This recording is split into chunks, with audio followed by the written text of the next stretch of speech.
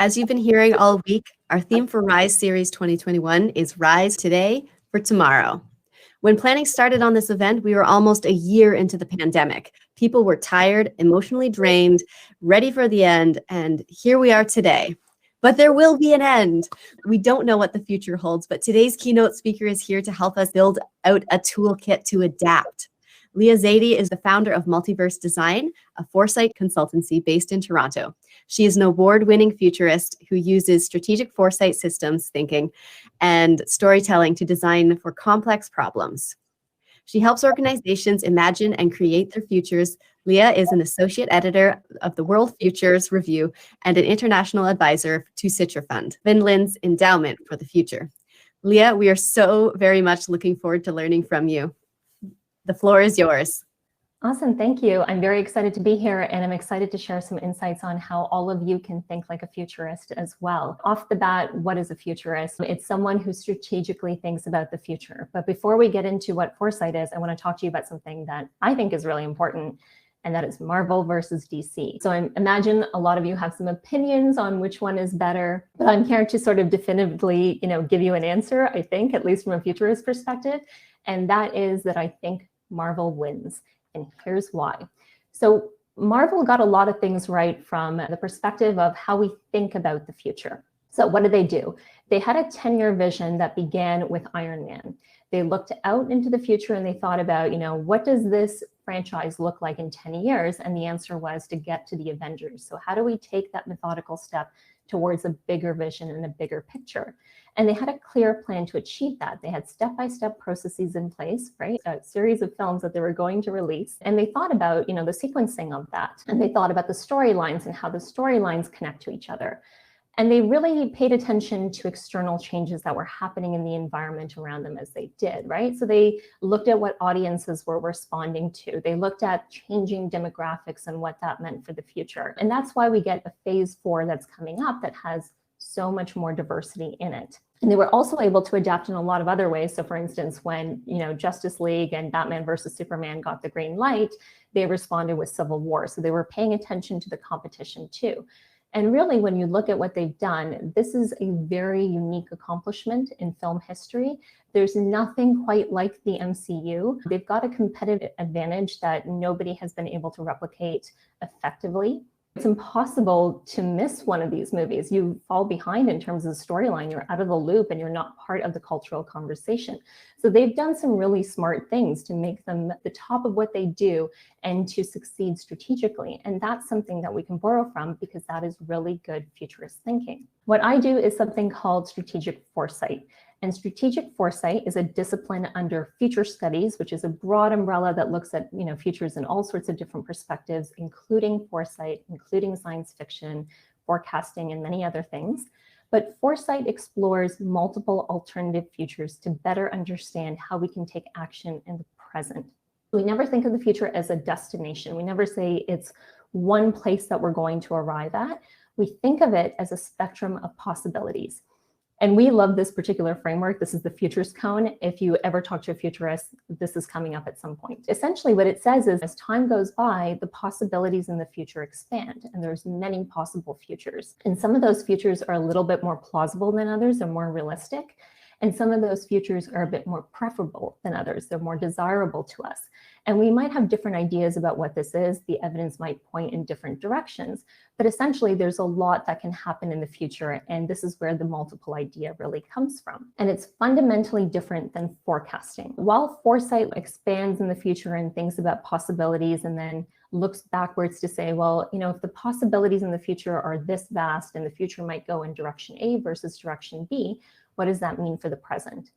In contrast to that, forecasting is predicting the future, right? So it's taking lots and lots of data and evidence from what's going on right now and narrowing down and saying, this is what the future is. So that's the difference between the two. And my work really focuses on foresight, the possibilities. Where forecasting is really useful are things like understanding how COVID cases might play out. right? That's really important to understand right now, particularly as we go through lockdown in this province. Things like climate change, where we have lots of scientific data, we can make pretty accurate models about how things will play out. Where foresight comes in is more on the qualitative side of things, where we don't necessarily have data, where we want to look at things like, well, if we're in a situation where we're experiencing a global pandemic like we are right now, what's the role of leadership?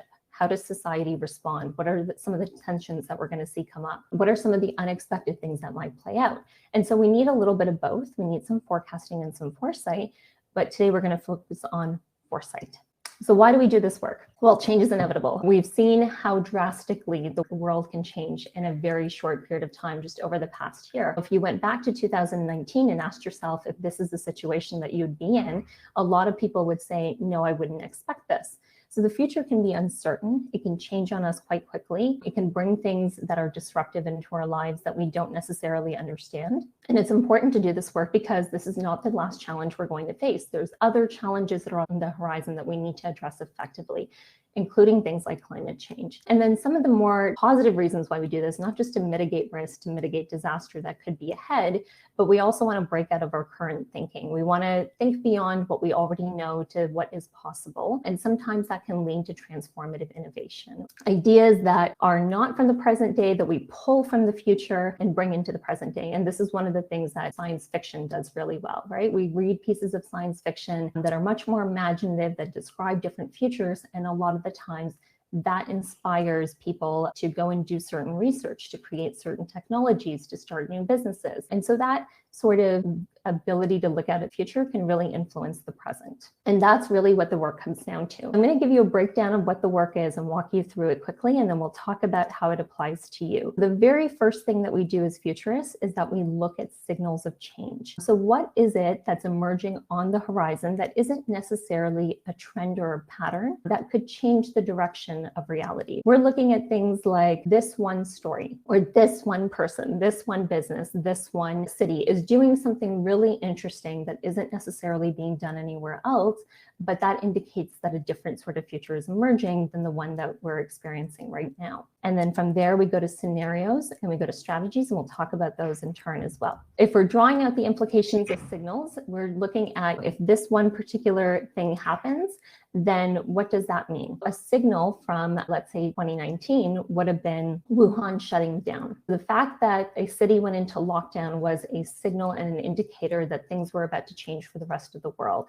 And so if we were paying attention to that, we can draw out the implications of what that means for China to take such drastic action in the face of something that was emerging. And then, of course, we look at lots of sources for this. You can look at the news, you can look at journal articles. One of the really interesting things about the vaccine that's emerged is that the paper on mRNA techniques, which we are basically relying on for these vaccines right now, came out 20 years ago. 20 years before the technique was actually put into effect, there was a paper written about how we could go about creating mRNA vaccines. This sort of stuff, we want to look at those fringe sources. We want to look at things that we don't expect. Again, science fiction is a great one for that. And we want to put those together and formulate scenarios. Scenarios are essentially prototypes of the future. We're thinking about these complex systems that may exist further down the road. So for instance, if we were looking 10 years out, we could look at scenarios there. And we have lots and lots of different ways of designing scenarios. But essentially what we're doing is creating these alternative images of the future. So this is one particular way that you're seeing on your screen. It's called generic images. And there's 4 types of futures. So there's continuation, which is all about business as usual, growth, things being as they are. Discipline, which is order and control. That's the scenario we're in right now. So we switched. We were in continuation before the pandemic, and then we kicked into a discipline scenario with the pandemic starting. Order and control is all about how do we make sure that we're exercising restraint over ourselves. That can be things like policy measures that are put into place. That can also be things like civic duty and how we act, wearing masks. So that's all part of discipline. And then we have collapse. This is the future that's usually easiest for everybody to imagine. It's the very dystopic future, and that's where our systems break down. And so when we look at those scenarios around climate change and what can really go wrong, typically we're looking at a collapse scenario. And then finally, the future that we really want to happen is transformation. So that is usually high-spirited, high-tech. This is the future that isn't necessarily utopic. It's not perfect, but it is the future in which we achieve things like sustainability, equality, all of the good things that we want. And it doesn't necessarily mean that, nobody is experiencing any suffering in that context, but it does mean that we do the greatest amount of good that we can. Going back to our example of Marvel, this is very rough work. Don't take this as a final polished piece, but this is rough work that I did many years ago before Civil War, before Black Panther came out. And I wanted to understand, with Marvel lacking the diversity that it did at the time, where the future could go. So I put together what is essentially a 2x2 matrix where we look at two different uncertainties cross with each other. So for instance, one uncertainty was diversity. Are we going to see more diversity or are we going to see less of it? And the other was content. So are we going to see top-down controlled content versus bottom-up content? And again, even in rough work that was done a few years ago, you can see how Marvel's gone top-down content control and looking at a more diverse viewpoint. So there's a lot there in terms of thinking about how global markets factor in to the diversity play and what that means for the bottom line. Rise in foreign filmmakers coming to the forefront. We see hero executives. So Kevin Feige, who leads Marvel, is really it, right? It's hard to imagine anybody else leading the MCU. And there's lots of questions about how do you replicate him in other franchises like Star Wars, and also how do you ensure that his legacy carries on if you were to ever step back? So you can see, even just from rough work that isn't entirely based in evidence, that wasn't necessarily done for the organization, we can get a sense of where the future was going, and that is where we landed. And then ultimately what it's about is strategy. It's great to think about these ideas of the future and imagine what is possible, but if we don't do anything to enact those futures in the present, then we really haven't taken advantage of the opportunities that are there. Ultimately, what we want to do is think back to, okay, if the future goes in direction A or direction B or whatever else it is, what can we do now to set up for a better tomorrow? What happens if things change? How are we going to adjust? What are we going to change in terms of what we're doing to meet the futures that are emerging? That's really where the focus of good foresight work lands. In terms of how to build your skills and what you can do, the things that you can start practicing today are scanning for signals. So you can start to look at different sources and look for interesting things that are emerging on the horizon, little blips, little this one thing moments that can point to a different future. Of course, you should think about multiple futures, right? So not the future being this one singular thing that you have no agency in, that you don't get to have a say in, that you don't get to have some sort of control in. It's really about the fact that multiple possibilities can emerge, and what you do in the present day can affect that. The future can go in one direction versus another, depending on our individual and our collective action. And then, of course, you can start to write scenarios, so little prototypes of the future. It's a little bit like writing science fiction, but the difference between, a story and a scenario is really that scenarios tend to be evidence-based. They point to some of those signals that we're seeing emerging. And if you really want to think about your capacity for futures thinking and expand that, science fiction is a really good way to do that, because it forces you to think about how the future might be different than what it is. So I definitely recommend reading a bunch of sci-fi. The next thing I want you guys to do is to think about your personal futures. Now, we have a tendency to get locked into, this is my ideal sense of what the future should be. This is what I want my future to be. I've got one pathway to it, and that's it. But that can lead to a lot of disappointment, and it also can lead to missed opportunities, right? Because there's certain jobs and certain things that might emerge in the future that you're just not thinking about right now that could really resonate with you. So here's what I want you to do. I want you to think about 3 equally good futures, 3 possibilities for yourself where they could be very different from each other, but they're equally good to you. So you'd be happy if any of those came about. And then what I want you to do is a technique called backcasting. So if we're going to say you're going to be in future A, you're going to map the steps backwards to what it means to achieve that. So if you want to work for a particular company, right, in 5 years, what do you need to do between now and then to achieve that goal? So if you are looking to apply to a particular company, maybe you need to go get other experience in a different role first. Maybe you need to send out lots and lots of resumes. Maybe you need to connect with people who who are working there as well. There's lots of things that can probably set you up for that future, and we want you to think about the pathways there. And then finally, I'm going to share something I've never shared before, because really good futures work should be about strategy, and that is my operating principles. So it's really hard for you to replicate my why. It may not resonate with you, right? Why I do things versus why you do things might be completely different reasons. What I do could be hard to replicate as well in terms of the specific actions that I'm taking, because all of that is informed by things like my lived experience. But you can copy how I do what I do. That's probably the easiest thing to go about, because these things are a little bit more universal. One of the things that you can do is address complex challenges. A lot of my work as a futurist deals with things like sustainability, climate change, the future of ethical technology, democracy, equality, all of these great things. These are all complex challenges for which there's no easy answer or solution, but they're challenges that are going to require lots and lots of effort from lots and lots of different people.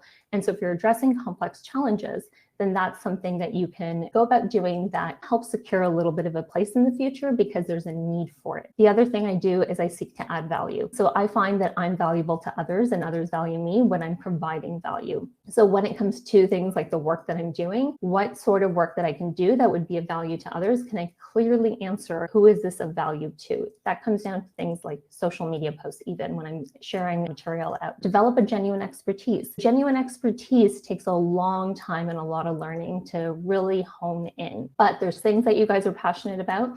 There's things that you are learning right now that can be developed into that expertise down the road.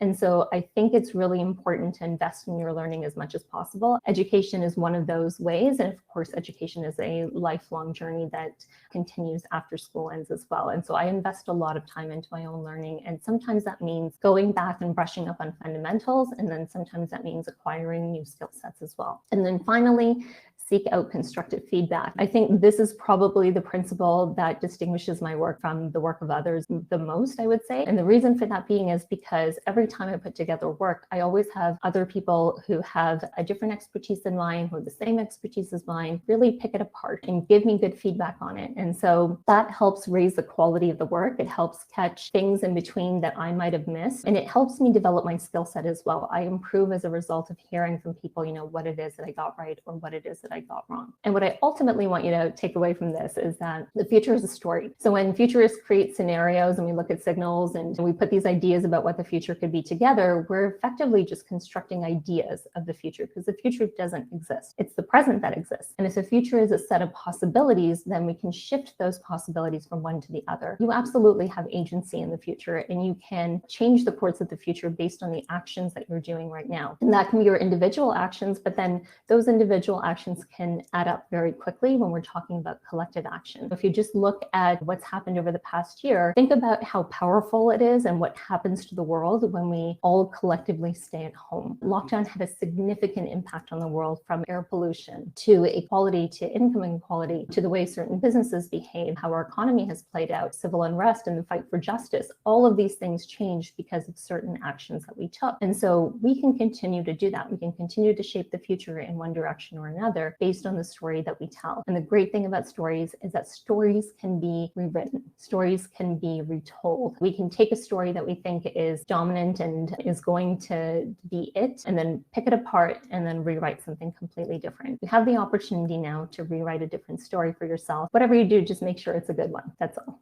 Thank you very much. And I'm looking forward to your questions, and I imagine that there's going to be lots of them. Wonderful. Leah, that was an amazing talk. So I do have a few questions that I've seen pop up and a few comments. One of them was that someone thinks that it reminds them of the Asimov's psychohistory. Yeah, that is a really good example. And actually, the idea of being a futurist comes out of science fiction. So it was H.G. Wells who first called for professors of foresight, and that sort of legacy has continued on through science fiction. Amazing. There's a question in the chat about the transformation scenario. So the question is, how far should we stretch the transformation scenario? And what is your advice on how far we should actually stretch that utopic scenario? That's a great question. I'm always for pushing out further than staying close. So it depends on what you're doing it for, right? So if you are doing this work for a company that's looking for grounded ideas, that doesn't have a lot of tolerance for risk, chances are they're going to want to see something that isn't too crazy. But sometimes what you want to do, depending on, the kind of work that you're doing, for instance, like if you're doing social change work, why not challenge people to think radically about the future? Those radical visions of the future are really important because they strike new inspiration in people. They make people think about things in a way they haven't before. They trigger new ideas. And so when we play it safe, we actually miss some of those more radical opportunities that we might need now. We're at a point in history where we need radical change. We need radical transformation. So we should push for that. I totally agree with you. We have some great comments about enjoying in here. We have a lot of Marvel fans in here, which I was really excited that you said Marvel wins. Surprised. I agree with you on the fact that they built their story well. They really thought about how they were going to build into the future and advance and add in each of their characters. So I thought that was a really interesting way to sort of frame this talk. Have you written a book? There are lots of books on futures. There's more and more coming out. I will say I'm working on it. There is a short story that you can get on Amazon that I have available called Forest Feeder, and that links back to some of my speculative design work. So you can see how an idea goes from a framework and a methodology that I developed into a speculative piece, which is like an artifact from the future, and then go to a story, which is the pure creative stuff in science fiction and the impact that that has. So there's another question in the chat here. Have you ever done some futurist thinking with children? Yes. And that is some of the most fun work because they will ask the weirdest questions. I'm going to ask questions like, if you take 2 pieces of lasagna and stack them on top of each other, do you have 2 pieces of lasagna or 1 lasagna? And so it's a really great opportunity to have a conversation about critical thinking. But yes, there's a lot of consensus in the futurist community that foresight and futurist thinking should be a literacy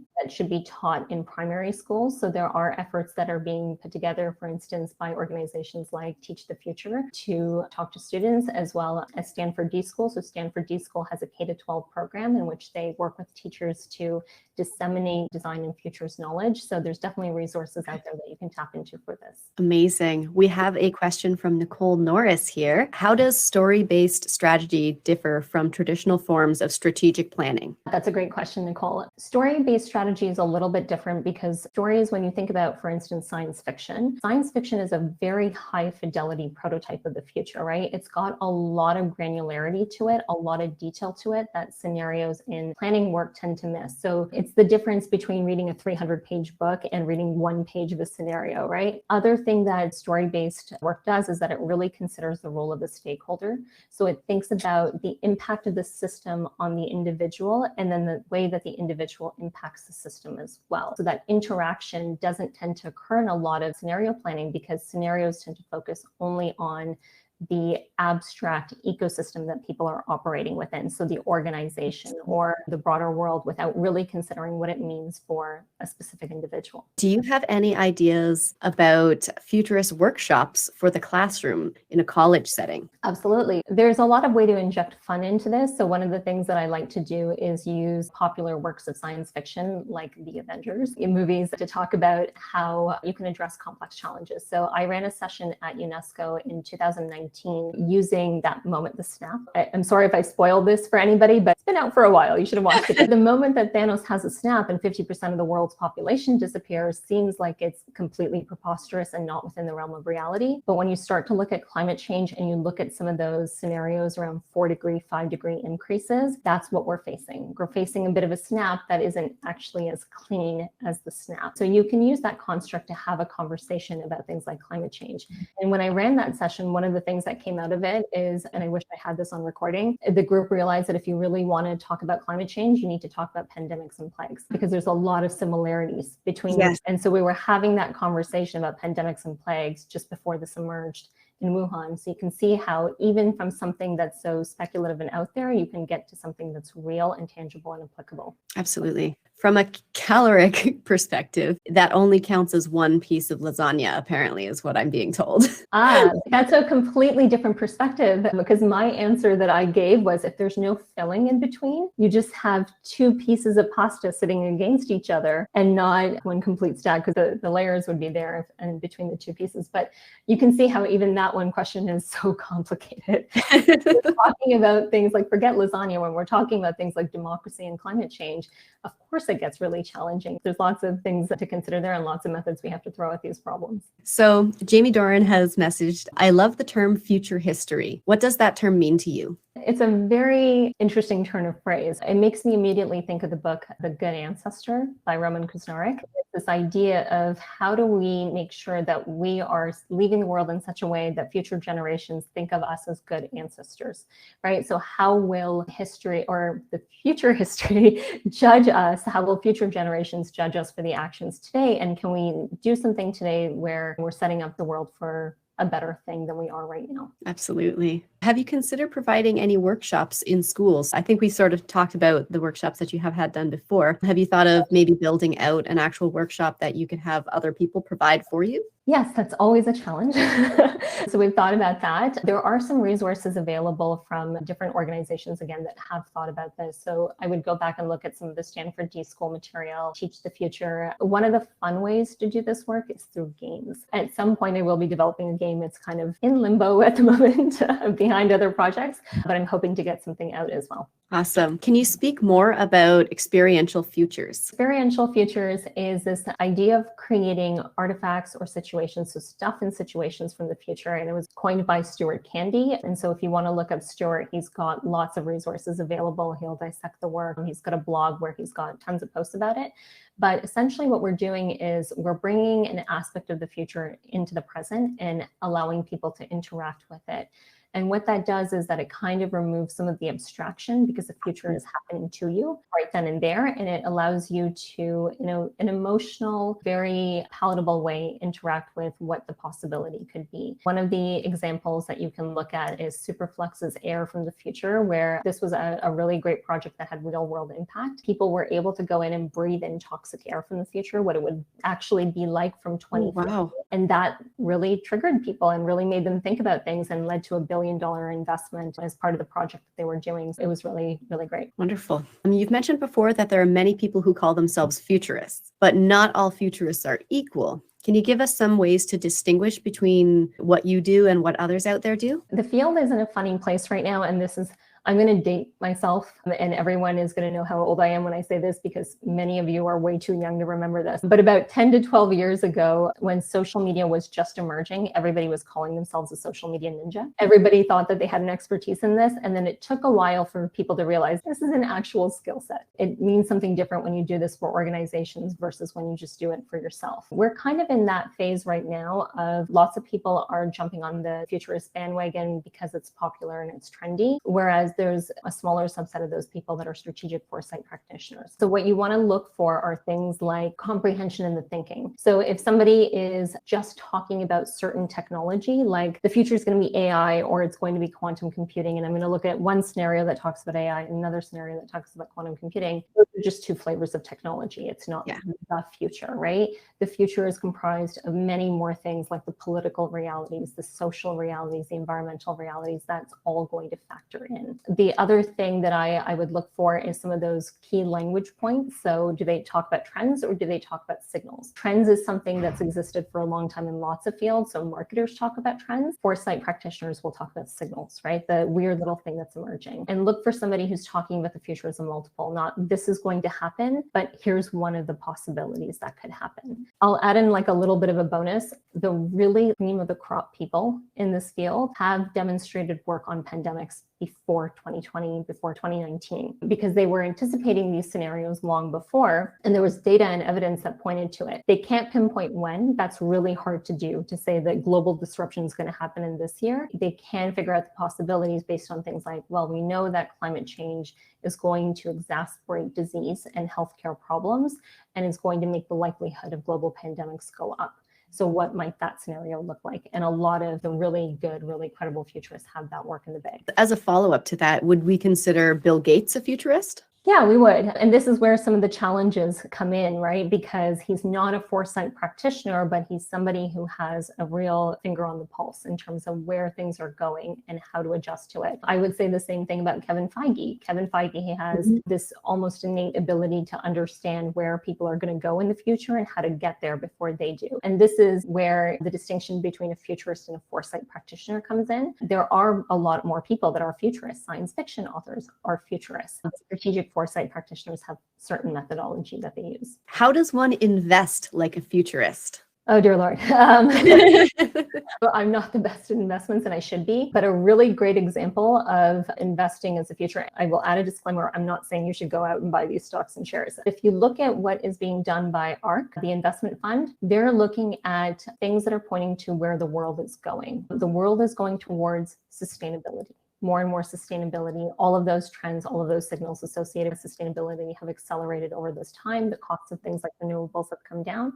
So that's probably a safer bet. There's other things that are emerging like genomics, thanks to technology like CRISPR, synthetic Yes.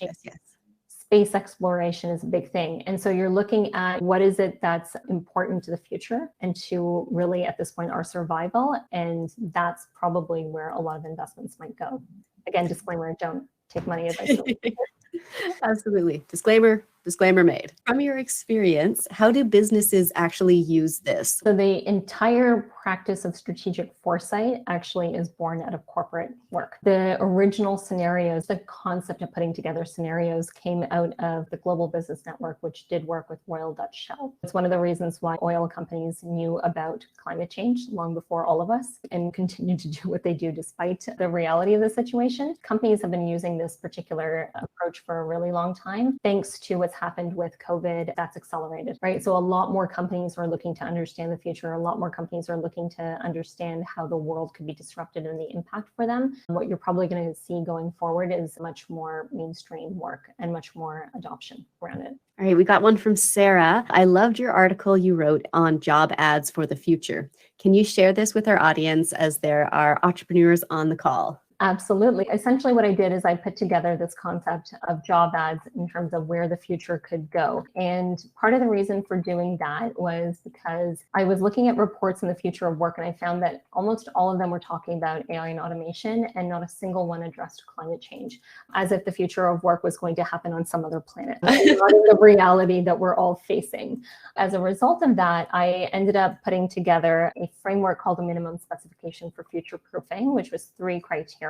You can find that in the work that I did on Medium and also in an article in the Journal of Future Studies. These job ads were essentially created as a way of communicating what the future could look like. If you were to think more broadly about the future of work in the context of a broader set of criteria, the future of anything is going to be more than just the thing that you're looking at, because it's a comprehensive system. Talking about the future of work in terms of AI and automation doesn't make sense without talking also about some of the bigger criteria that we're dealing with around that. I've got a fun one here from Nadine. I wonder if it's easier for children to learn about futurist thinking, because as adults, we already have a set idea of decision making and planning. As adults, we're already set in our ways and would maybe need to have to relearn how we think about things. That is a really great point. Young minds are more malleable than ours are, and certainly conditioning and socialization plays a role in it. So one of the biggest challenges in thinking about the future is that we're not wired for it. We're not wired and not socialized to think about the future as a multiple. And so it's part of the reason why it's important to start young and to get kids on this stuff, because it takes time to develop a capacity for it. And because it's not easy to break out of our way of thinking, then I absolutely agree. I think there's a lot of opportunity there. What time horizon do you think about? There's a lot of focus on 2030 for UN Sustainable Development Goals and 2050 for net zero commitments. What do you think of these? Sometimes they can be useful and sometimes they're a little bit arbitrary, right? So the 2030 makes sense when we look at particularly the scenarios around climate change of when really catastrophic change starts to kick in. It's already sort of happening, but that's the benchmark at which we get into trouble and potentially get into a lot more trouble. Whereas when I look at things like net zero by 2050, that's way too late. By 2050, we we should be climate positive, which is contributing to positive environmental outcomes, actively generating those as opposed to getting to net zero. But it really depends. It depends on the work that you're doing, the organization that you're doing it for, whether you're doing it for yourself or for others. I've done work that falls within 3 to 5 year framework, and foresight is typically 5 years out. I've also very recently looked at 10,000 years out. Wow. Yeah. You can't really put a scenario together, but you can Yeah. have very interesting questions about where the future might go. Absolutely. There's a really great comment here from Andrew when you had mentioned history for our history, that there's good lesson there from Aboriginal perspective, like other cultures as well, where you must consider the next 7 generations when making a decision. We borrow our environment from our children. And I think that's a really great statement. Absolutely. A wonderful statement. I recently addressed this in a keynote that I had done, and it was to the point that things are changing so quickly now, particularly in terms of technology, that the idea of 7 generations itself, which has in the past equated to about 140 years, that time frame could change too. So if we have technology like CRISPR, where we're delaying aging and attempting to interfere in that, what does 7 generations mean going forward? There's a lot to think about there. And I 100% agree that we're borrowing from the future. That's why it's so important to think about how your actions are aligned. So I'll give you a very quick example. I go into contract negotiations all the time, and the purpose of a business is to really get the best deal possible, right? Like they're trying to get the best price that they can out of me. Absolutely. When I'm in that situation, I wonder, if you negotiate me down and I'm a woman of color, what sort of future are you enabling, right? Are you really enabling that equitable, diverse future? How is the action that we're taking in the present connected to that reality that we want to see emerge? And so if you think about what you're doing right now and whether or not it's enabling those equitable, diverse, sustainable, decolonized futures, you start to get a bit of a different perspective on your actions in the present as a result. Can you give examples of companies that you have helped to shift their mindset and incorporate your strategies? Please feel free to leave out specific identifying features or product confidentiality. In some cases, I can't actually name the companies. It's that sort of strict in terms of NDAs. And that creates a whole other set of problems because it's difficult to know what good futures work looks like when it's wrapped under these contracts and you can't reveal them. But I can give you a couple of examples that I've worked on more recently where it is public facing and public oriented. Currently, I'm working with the UNHCR, which is the UN's High Commission for Refugees, and we're looking at how narratives of refugees can potentially evolve and change in the future and how they should change. We're doing world building and storytelling exercise from a foresight lens, looking at the signals, doing the scenarios, looking at the strategies in terms of where the UNHCR could go next and the opportunities that they could take advantage of in terms of transforming the world. That is going to be part of a report that comes out over the summer, so just keep an eye on that. I look forward to seeing it. Are you able to speak to the plans you have for multiverse? Where do you see your business in 5 years? That is a great question. Futurists, like any other profession, are terrible at applying their work to them. I can run all the scenarios in terms of where the world is going and how I should position myself in the face of that. But one of the important things is to be emergent and look at where change is happening and being able to adapt to it. So I like to describe foresight sometimes in terms of evolutionary biology. It's about adapting to your external environment when the world shifts and changes around you. And that becomes a way to not just survive, but thrive. So where is multiverse going? More public education, because I think one of the most critical things we need to do right now is democratizing the future and making sure that more people have access to it, that more people understand it, and more people have agency within it. So that's why we do talks like this, because more people learn about it and then more people are empowered to go do something about the future as well. So that'll be a key part going forward. Wonderful. If we're going to tie COVID-19 into this, how could governments around the world apply futurist thinking in their management of the pandemic? Great question. There were pandemic plans put into place after SARS. So this is not the first time we've been through this scenario. And one of the unfortunate things that happened is that those plans were ignored. We know that a future pandemic is going to happen at some point. We don't know when necessarily, but we know it's tied to things like climate change. So we should be anticipating it. And we should think about what the lessons are from this one, where we went wrong. Why every government in the world isn't following Jacinda Ardern's lead in terms of how she's managed this crisis in New Zealand is just beyond me. Somebody's got to sit down and dissect exactly what New Zealand did and turn that into a lesson. Here's the thing, it was done. There are strategies out there. One of the challenges with foresight work is that when it's done really well, it looks like you did nothing. If you do the foresight work really well, there shouldn't be another global pandemic that looks like this crisis, right? Because you averted it, you mitigated it, and you took the step to change the future. Somebody's got to do that work. Somebody's got to do that work for sure. Hey, maybe it'll be you. I'm working on it too. going to take a lot of people. Good. You know what? Teams are excellent. Can you talk more about how to keep a tap on the futuristic trends, or I guess signals, as you called them earlier? One of the challenges that I have with trends is that trends are historical, right? They're historical pieces of data. So somebody observed it, captured it, and by the time it's communicated out, it's already happened in the past. So that's why we look at signals instead, where it's something that's on the horizon. I would look at a very large variety of sources. You want to probably start looking at academic journals, especially for scientific research. Where is that going? A lot of the times we focus on technology in futures. There's a huge emphasis on emerging tech, but where do we think technology comes from? Technology is usually got science behind it that precedes the technology many years ahead, sometimes decades ahead of that technology emerging. And a lot of the science then comes out of science fiction. Where science goes, it tends to follow art because scientists and researchers read works, they watch movies like Star Wars, they get inspired, and then they go out and create things in the real world. So looking at some of those broader things is really important. And the other thing that I would suggest that I think gets missed a lot in the work is being honest about human nature. We have to be very honest about who people are and how we behave. A lot of the times we create these wonderful images of the future of like everything's going to be fixed and everything's going to be wonderful, but they're sterile. They don't account for how people behave and act in different situations. They don't account for who might win and who might lose and who has a vested interest in that future not coming about. So it's important to get that piece of the puzzle in place too. Jamie has mentioned that he has a futurist friend who studies 4 possible futures. 1, the endless progress. 2, stasis. 3, peak and decline. And the 4th is transformation. Which path do you truly think we are on right now? Great questions. That's actually quite similar to generic images of the future. And a lot of these 4 scenarios are actually offshoots of that. Similar to what you've just described, generic images has those, here's the peak going up and here's what it looks like in terms of the visual. Unfortunately, there's a lot of signals for bouncing back to conditions as they were before the pandemic started. And that's not in terms of going back to everything the way it was, but going back to the business as usual growth mentality, as opposed to the transformation or the discipline mentality that needs to stay in place. One of the important things to remember about the future is that it's not one archetype. It's actually a mixture of all 4. The Institute for the Future talks about it as patterns of change. All 4 patterns of change will exist in the future. It's a question of which one is dominant and how they play off of each other. So you'll see some elements of transformation, but you'll see some elements of collapse at the same time as well.